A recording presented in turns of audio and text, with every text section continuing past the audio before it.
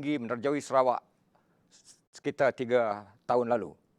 Saya dapati Datuk Petinggi macam tak pernah rehat menjelajah ke pelbagai pelosok negeri Sarawak, dari Lundu sampai ke Limbang dan Lawas.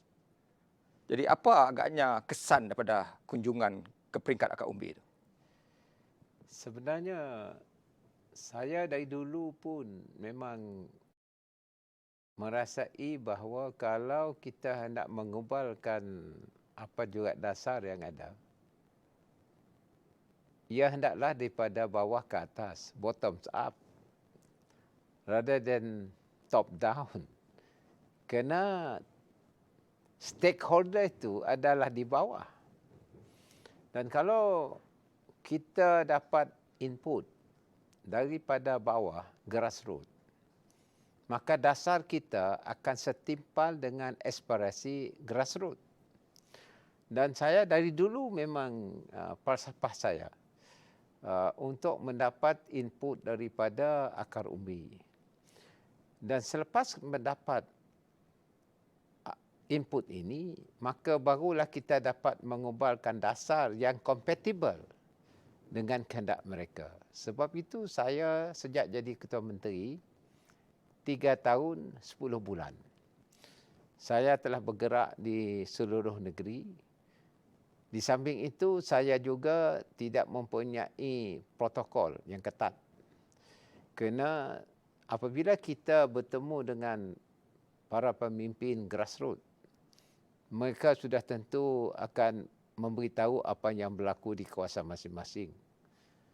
Sebab itu, dulu apabila saya jadi Ketua Menteri, saya lihat kenapa kawasan-kawasan berdekatan dengan Kuching, iaitu di bahagian Samarahan dan juga Bau dan Lundu, masih tidak ada mempunyai bekalan air.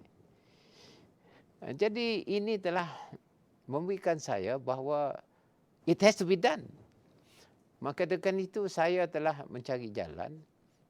Kita tidak boleh hanya 100% bergantung kepada kerajaan pusat melalui Kementerian Rawabana.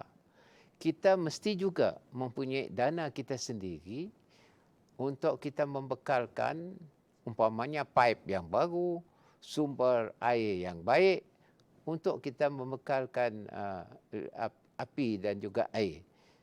Maka dengan itu saya telah memberi peruntukan melalui model saya 4 bilion untuk membekalkan elektrik dan juga air di seluruh Sarawak. Dan ini sekarang dilaksanakan kerana ongkosnya agak besar. Tetapi bagi saya, kita tidak boleh menunggu. Kerana kalau kita hendak membangun, basic infrastruktur mesti ada. Dan air dan elektrik penting. Dan keduanya, setelah saya jadi Ketua Menteri, saya berunding mengambil alih Bakun.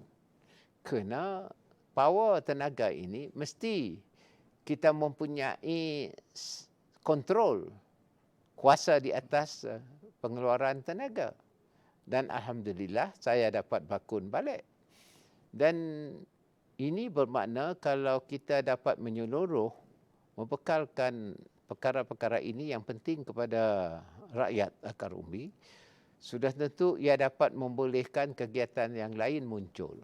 Untuk rumah panjang dan kampung yang di pendalaman, kita ada pendekatan SARES yang menggunakan solar dan juga SAWAS. Itu apa itu? SARES itu adalah kita bekalkan elektrik rumah panjang melalui solar system, dan rumah panjang ada mempunyai tenaga elektrik 24 jam. Kita guna teknologi baru. Begitu juga dengan SAWAS. SAWAS bermaknanya kita gunakan ada device mengambil air di bawah tanah. Jadi ini semuanya telah kita buat dan target kita pada year 2022 100% covered, termasuk rumah panjang di pendalaman. Jadi ini adalah disebabkan oleh input daripada Akar Umbi. Dan kita sesuaikan dengan teknologi yang ada pada hari ini. Ada tak momen-momen yang begitu mengesankan dari segi perasaan atau pemikiran hasil lawatan ke bawah? Memang. saya katakan tadi, kalaulah dekat Kuching tak ada air, apa pula yang jauh daripada Kuching? Jadi ini adalah perkara yang penting. Tapi saya nampak bahawa kita sudah merdeka, kita ada kerjaan, kita ada sumber yang boleh kita olehkan, kita structurekan untuk membekal kepada rakyat. Dan alhamdulillah ini telah kita capai. Umpamanya di kawasan Matu Daro, Beruit. Kita tahu Mukah. Kita tahu dulu dikatakan Beruit adalah isolated. Poverty very low. Sebab itu saya buat jambatan. Apa yang sebenarnya menggerakkan Datuk Petinggi untuk melaksanakan dengan penuh komitmen semua ini? Sebab rakyat telah lama menunggu. Kita di atas ini disebabkan oleh rakyat. Jadi kita mesti bertanggungjawab kepada rakyat. As simple as that. Dan apabila rakyat memberi kepercayaan kepada kita, there must be something in you. Kalau mungkin kita ada sedikit ilmu, kita gunakan ilmu ini untuk kita memperbaiki apa pada rakyat. Umpama di kawasan Rajang, Delta. Jadi saya kata, kalaulah dia banyak sungai, kita buat jambatan. Baik, Datuk Petinggi, kita rehat sebentar dulu dan kita lanjutkan perbincangan ini selepas ini.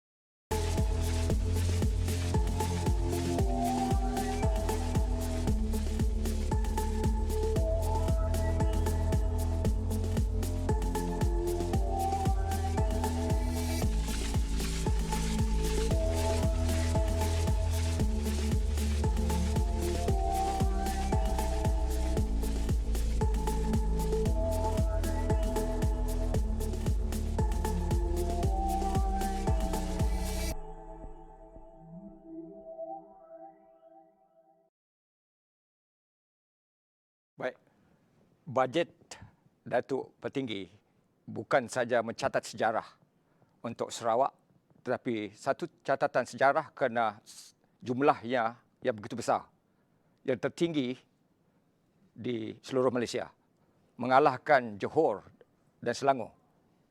Jadi dengan 70% lebih kurang tertumpu pada kawasan luar bandar. Jadi bagaimana agaknya untuk bajet yang akan datang? Ya, saya telah mempunyai bajet di mana pada tahun 2017, 18, 19, khususnya 18 dan 19, jumlahnya agak besar. Tidak pernah kita mempunyai bajet melebihi 10 bilion. Selalunya di antara 5-6 bilion. Saya membuat bajet tersebut kerana saya nampak, saya rasa kita mempunyai pendapatan yang lain. Apa saya sebut sebagai re-engineering. Dan fokus diberi kepada rural centric ini disebabkan oleh apa yang telah saya bincangkan tadi. Bekalan api, bekalan air, jalan raya, jambatan yang harus kita wujudkan di seluruh negeri. Khususnya jalan pesisiran. Kerana jalan Pen Borneo sudah ditangani oleh pihak kerajaan pusat. Maka dengan adanya peruntukan ini, kita tingkatkan infrastruktur. Kita juga memberi peruntukan untuk memberi seed capital, iaitu modal kepada para petani dan nelayan kita supaya mereka dapat mengubah cara mereka mengeluarkan hasil dalam sektor pertanian. Dan sebab itu setakat ini kita rasa kita telah mempunyai kedudukan kewangan yang agak stabil sebab kita telah mendapat dan menang dalam masalah kita dengan Petronas, dan ini telah memberi kita pendapatan selain daripada pendapatan yang ada, tambahan 3 bilion. Dan kalau 5 tahunnya 15 bilion.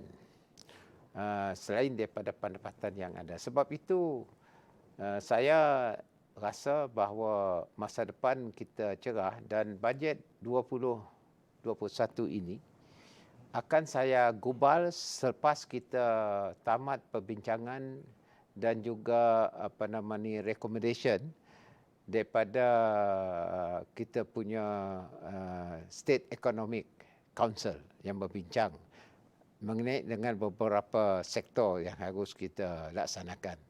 Dan apabila kita mendapat recommendation daripada jawatankuasa ini yang mengandungi para pakar-pakar dan juga para pemimpin kita, termasuk pihak perkhidmatan awam, maka barulah saya akan tentukan peruntukan-peruntukan dalam bajet 2021. Dapat diberikan sedikit bayangan tentang intisari atau intipati Intisarinya bajet? masih lagi pembangunan yang menjurus kepada pembangunan luar bandar, satu.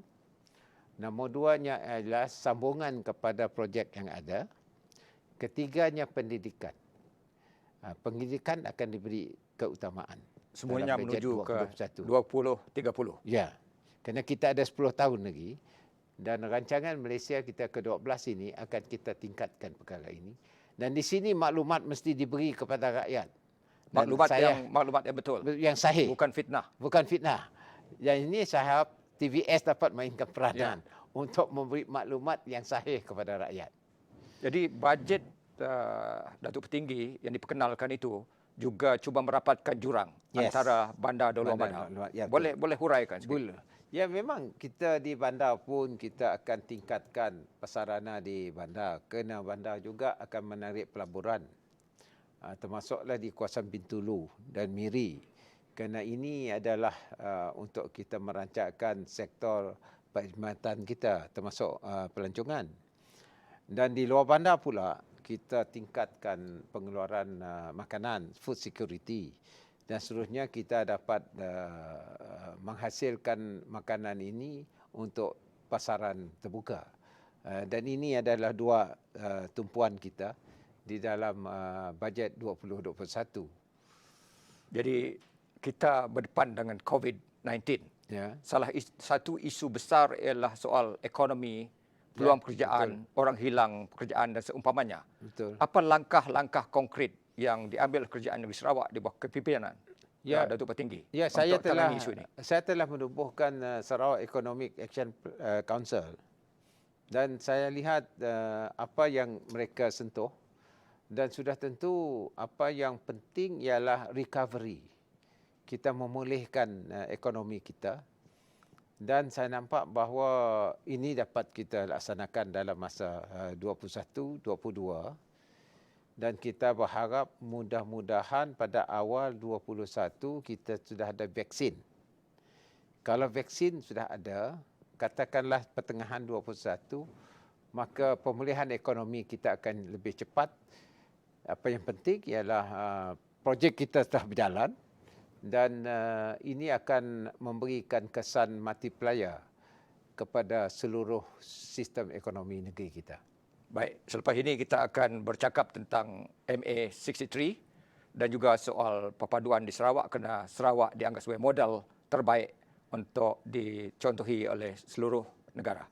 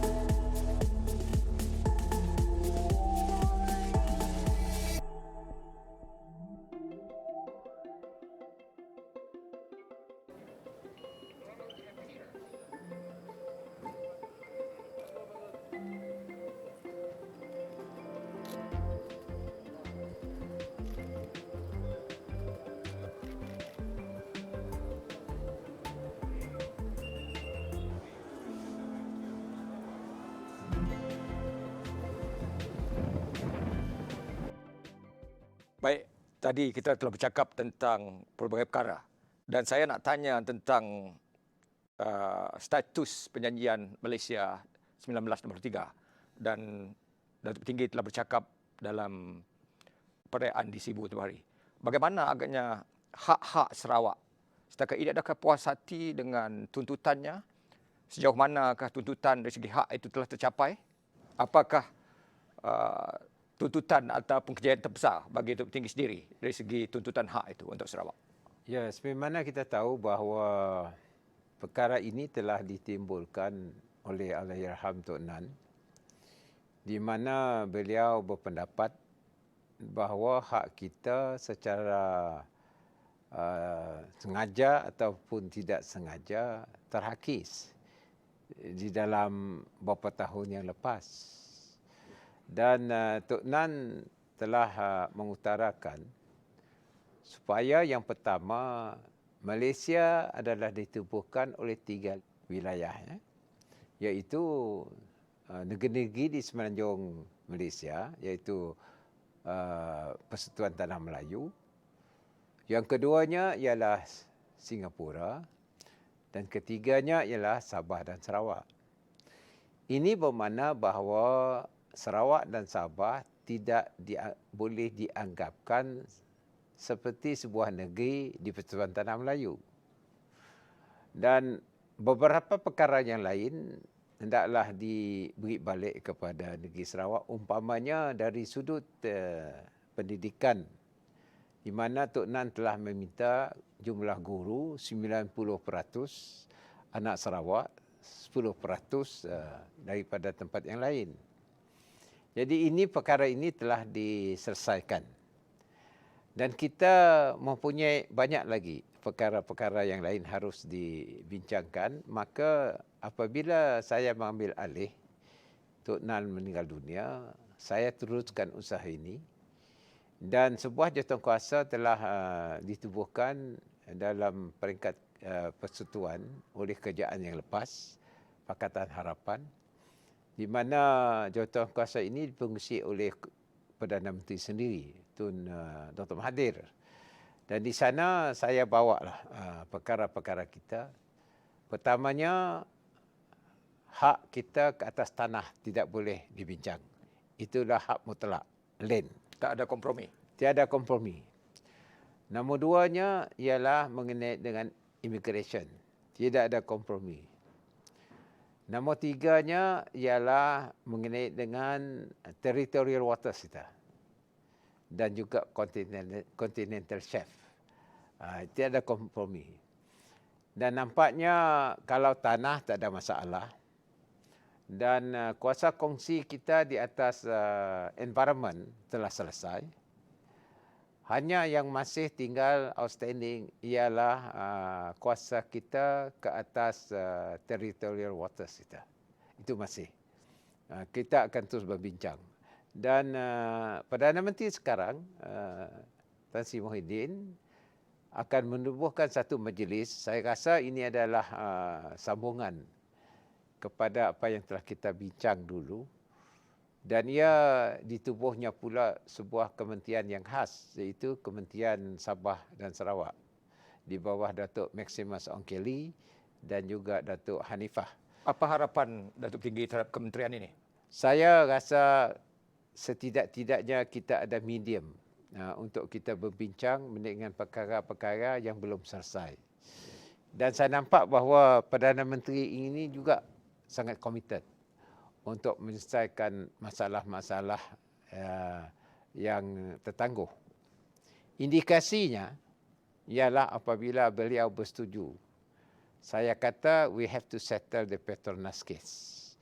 Dan nampaknya kita ada mempunyai satu noktah pertemuan di mana kita apabila kita melaksanakan undang-undang kita ke atas cukai jualan yang ada termaktub di dalam Perlembagaan Malaysia, yang saya bawa ke mahkamah, saya lawan ke mahkamah. Akhirnya mahkamah telah memihak kepada kita, maka kita telah dapat satu formula untuk kita menyelesaikan masalah jualan cukai di bawah 95B-3 dalam perlembagaan. Dan akhirnya mereka membayar cukai kepada kita. Apa menyebabkan Datuk Tinggi begitu yakin kita boleh menang dan menuntut hak itu? Ya, banyak juga rakan saya kata, do you have the courage to convince that you can win? Saya kata, perlembagaan kita sangat jelas. Walaupun saya bukan latar belakang undang-undang, saya nampak dalam perlembagaan begitu jelas bahawa negeri ada hak dan kuasa untuk laksanakan cukai jualan. Satu. Nombor duanya, tanah adalah hak kita. Apa juga aktiviti yang ada kaitan dengan sumber tanah, mereka hendaklah mendapat permit ataupun lesen daripada negeri kita di bawah senarai tanah, senarai negeri.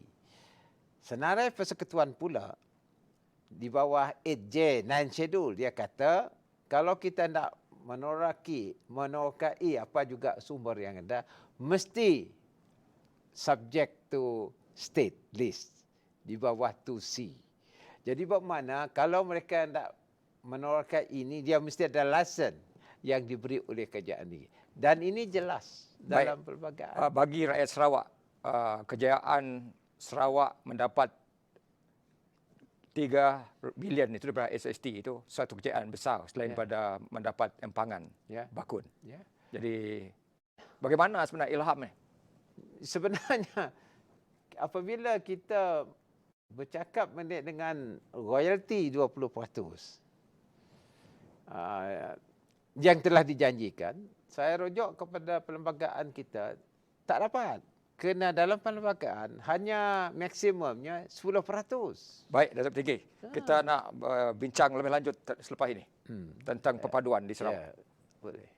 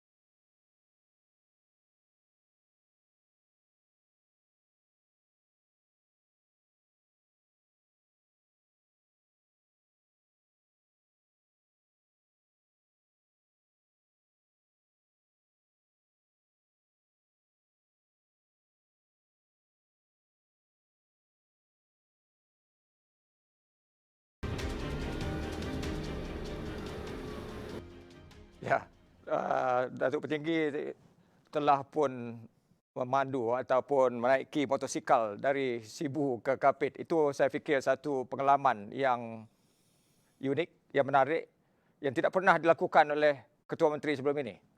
Jadi tentu beliau dapat kongsikan bersama kita apa yang beliau rasai dan lihat di Akar Umbi.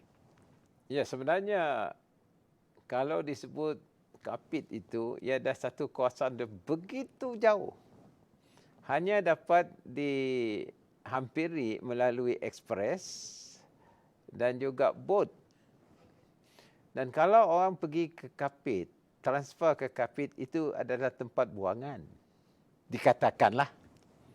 Jadi apa yang berlaku, kerajaan kita telah membangunkan jalan dari Sibu terus ke Kapit. Dan inilah satu kejayaan yang besar di mana kita ada jalan menuju ke Kapit, melempasi Kenawit, Song dan seterusnya, rumah-rumah panjang. Dan dari Kapit pergi ke Sungai Mujong, Mujong pergi ke Baleh, Baleh ke Belaga, Belaga keluar di Bintulu. Apa yang berlaku ialah ia akan membukakan kawasan pendalaman dan kawasan ini boleh menjadi sumber di mana kita boleh membangunkan pertanian dan juga industri kayu. Bermaknanya forest afforestation, taman tanam semula. Jadi sekarang ini tiada ada masalah kalau mereka kata tidak dapat jalan raya. Untuk sektor pertama, Sibu ke Kapit dan saya naik motosikal. Menarik untuk sekali, ya. objek pengalaman. Ya. Ke sana. Okey. Baik. Pada 100 hari Ketua Menteri meraihkan sebagai kejawatan itu, saya masih ingat lagi kata-kata Ketua Menteri. Saya ialah Ketua Menteri untuk semua. Jadi ketika berkunjung ke Akar Umbi, tentu Ketua Menteri ada berdepan dengan rakyat pelbagai kaum dan momen-momen yang mungkin menyentuh perasaan dan kemudiannya menyebabkan Datuk Tinggi merumuskan dasar-dasar tertentu dan langkah-langkah tertentu untuk kebajikan rakyat. Ya, memang dulu saya telah diberi keyakinan oleh Pen Sri Taib ketika itu untuk menjaga masyarakat Penan. Kerana ketika itu masyarakat Penan adalah masyarakat yang mempunyai masalah yang besar. Satunya ketika Bruno Mensa ada di kawasan kita. Dan keduanya masyarakat Penan, walaupun jumlahnya 10,000, mereka hendaklah dibawa kepada mainstream pembangunan kita. Dan saya menjelajah di seluruh kawasan di mana adanya masyarakat Penan. Seperti Long Kebok, Long Bangak, Batu Bungan, Long Napir. Dan saya pergi. Dan ketika itu saya boleh nampak bagaimana kita nak menukarkan satu masyarakat di kawasan pendalaman yang berkendakkan kemajuan. Dan apa yang saya buat ketika itu ialah kita tekankan kepada soal pendidikan. Dan orang Penan hendaklah menjadi masyarakat yang settle, tidak lagi nomadik. Dibawa ke arus perdana. Ke arus perdana. Apa yang berlaku? Ialah ketika saya sudah menjadi Ketua Menteri, saya meresmikan jambatan Long Lama. Dan yang tidak pernah dimimpikan sebelum ini. Ya, momen yang saya rasa begitu bangga, saya meresmikan jambatan Long Lama, dah jadi Ketua Menteri. Pegawai daerah bertanya kepada saya, Yang Muhammad, do you still remember me? Oh. Saya kata, maybe one day. You were the one who asked me to further my study. I'm from Penan community. Sekarang menjadi pegawai daerah. Ini satu momen di mana daripada masyarakat yang pendalaman, di mana kita telah memberikan sokongan dorongan untuk belajar dan beliau mengambil nasihat itu hingga menjadi seorang pegawai. Jadi maksudnya kaum minoriti juga dapat berdiri sama tinggi dengan Ya. kaum-kaum lain. Inilah Ya. saya kata tadi bahawa kalau nak mengubah nasib sesuatu kaum, mereka hendaklah mengubah diri mereka. Dalam sudut ini ialah pendidikan. Dan ini satu kejayaan. Dan sekarang ini pula, baru-baru ini saya telah difahamkan, ada 3 orang budak Penan mengambil jurusan PhD. Ya. Ini satu kejayaan yang besar. Malah dia ada jadi pegawai tinggi kerajaan sekarang dalam sektor awam di Sarawak. Itu dia tadi seorang tu yang terima kasih dengan saya pun heran. Bukan saya lupa. Ya. Jadi dia kata, saya adalah seorang penuntut yang diberi sokongan. That Baik. is really...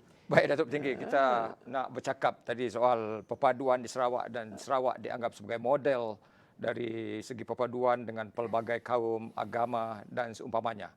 Apa rahsia sebenarnya kita boleh bersatu padu? Bagi saya, ia berkisar kepada fahaman kita masing-masing. Bagi saya, landasannya ialah Piagam Madinah. Kerana Piagam Madinah telah memberikan satu contoh di mana kerajaan di bawah pimpinan Rasulullah kita telah melaksanakan dasar yang begitu adil kepada orang Islam dan bukan Islam. Yang bukan Islam dengan budaya mereka, yang Islam dengan cara kita. Dan dia memberikan satu pendekatan yang begitu balance sekali. Jadi bagi kita di Sarawak, kita mempunyai Islam dan bukan Islam. Dan kita berteraskan kepada pegangan tersebut bahawa orang Islam dengan cara kita, orang bukan Islam dengan cara mereka, di dalam satu gagasan di mana mereka boleh bergaul dan juga mentadbir bersama di Sarawak ini. Sebab itu, siapa saja jadi ketua menteri, hendaklah menjadi ketua menteri kepada semua kaum. Kita ambil satu lagi kaedah yang di Sarawak, kerana tidak ada satu kaum yang boleh memimpin secara sendiri. Kerana dia jumlahnya sama, wanted.